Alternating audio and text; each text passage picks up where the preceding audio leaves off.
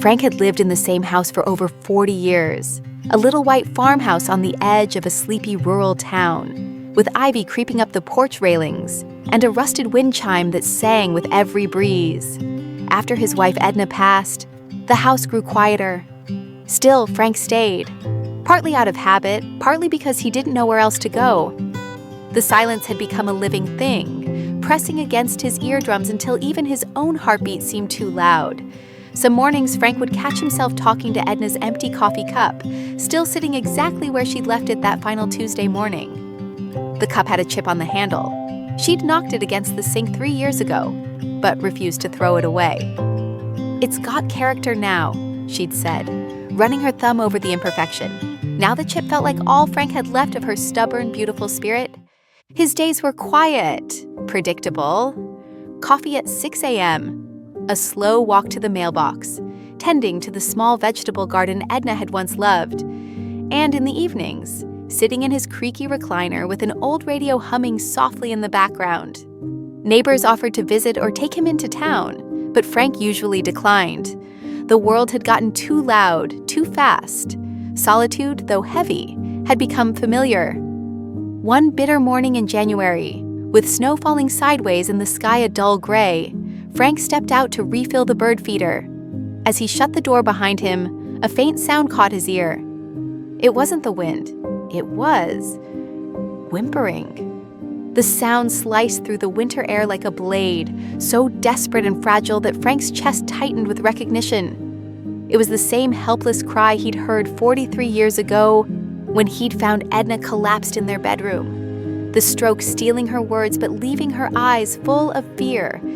This was the sound of something fighting to survive. He paused, heart tightening, and turned toward the side of the shed. The sound came again, shaky, urgent. He followed it through the snow, past brittle grass and bare branches. And then he saw it. A tiny puppy, soaked and shivering, curled against a tire under his old truck. Frank knelt slowly, his joints aching. The pup looked up with desperate eyes, half wild, half pleading. "Where in the world did you come from?" Frank murmured, gently wrapping the little one in his scarf. "You're gonna freeze to death out here." As Frank lifted the trembling bundle, he felt something shift inside his chest, a loosening of the knot that had lived there since Edna's funeral.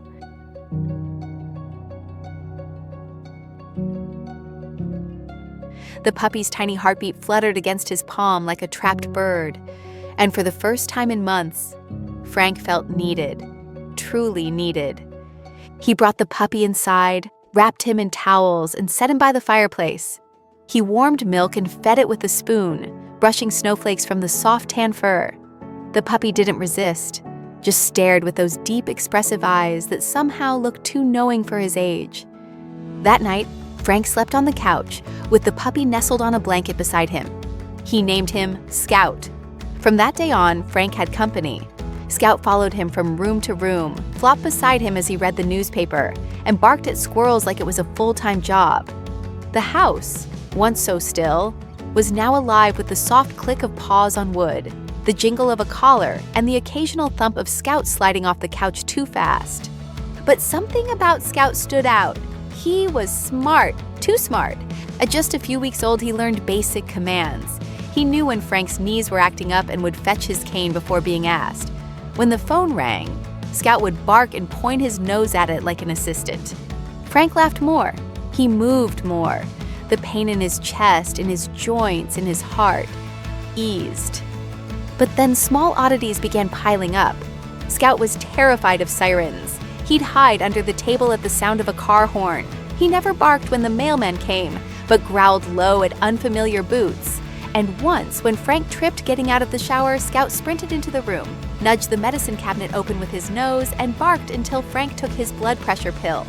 It wasn't just intuition, it was training. But how? Frank brushed it off, until one day something happened that shook him to his core. It was around 2 a.m. Frank jolted awake with pressure in his chest, his arm numb. He staggered out of bed, gasping. The world tilted sideways, and Frank's vision blurred at the edges. This was it, the way Edna must have felt that morning, afraid and alone.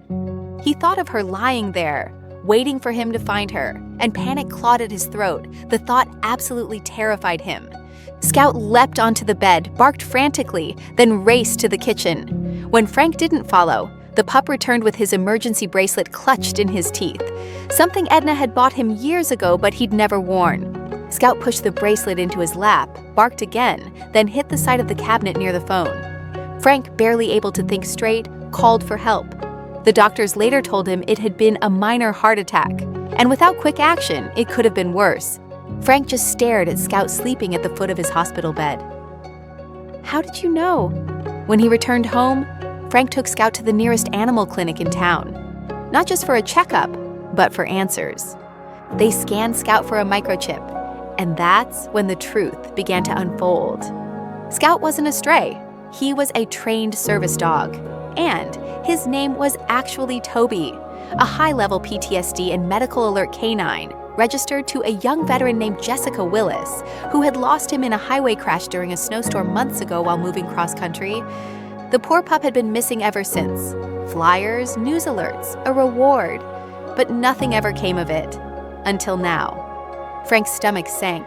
Frank stood at a crossroads. Every part of him wanted to hold on to Scout, the pup that brought life back into his bones, the pup that had reminded him how to feel again. That night, Frank sat at the kitchen table with Scout's head in his lap, staring at the phone number the vet had written on a scrap of paper. His hands shook as he imagined dialing those numbers, hearing a stranger's voice, watching Scout, his Scout, run towards someone else. But deeper than his own heartbreak was a gnawing guilt. Somewhere out there, someone else was living in the kind of darkness Frank knew too well. Someone was calling a name that would never answer, sleeping in a bed that felt too big, waking up to silence that pressed against their lungs like water.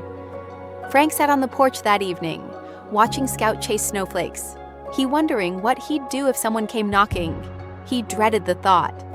And 2 days later, someone did. When the knock on the door was heard, Frank wanted to pretend no one was home. Of course, that couldn't happen because Scout barked as soon as the driveway made any sound. It was Jessica! Jessica arrived with tears in her eyes. When Frank met Jessica and saw how her hands shook, until Scout raced toward her with his tail spinning like a fan, he knew what the right thing was. She barely said a word before Scout lunged toward her, tail whipping side to side, whimpering, tail wagging, paws on her chest. She dropped to her knees and hugged him so tight Frank thought her arms would snap. It was her dog, no question. But when Jessica stood up, she turned to Frank and said softly, "You saved Toby. And he saved you too, didn't he?" Frank nodded, eyes brimming. "Yeah, he brought me back to life." Jessica's voice cracked as she continued. "I thought I'd lost everything when Toby disappeared. He wasn't just my service dog, he was my anchor. After 3 tours overseas, he was the only thing standing between me and—" She couldn't finish, but Frank understood. He saw his own grief reflected in her young eyes, and suddenly realized that sometimes the most beautiful thing about love isn't keeping it, but knowing when to share it. But Jessica didn't just take Scout and leave. She hugged Frank, invited him to visit. She said Toby would always remember him. And he did.